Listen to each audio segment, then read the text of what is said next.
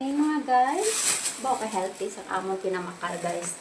Namakal kami gina dito sa merkado, may broccoli kami, may cabbage, ito nga lang ibakal ko kay kagina cabbage man, may sayote, may carrots, kag may duwa kami ka kilo nga mais mga guys. Amo niya amon panyapon karon ang mais. Kay para nga hindi kami guys baboy. Duwa ni siya ka kilo guys nga mais ako ni bakal guys.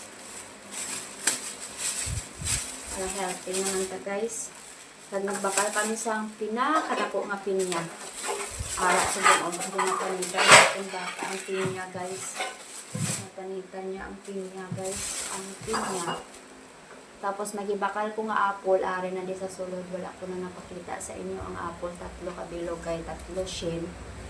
Kag may ari man gali guys. So, nagbakal pag ito sang saging. Kag may papayas man ta guys. Ari, papayas.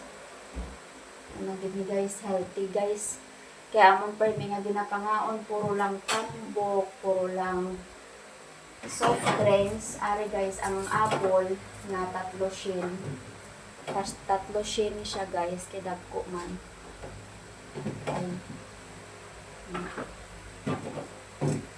So, very good katama guys, kay amo lang na galing gasto lang. Kung amo ni permi among idiyahon, hindi lang giduro permi. Kay gusto mga mubig guys. Kung permi hon. Subong lang nga simana.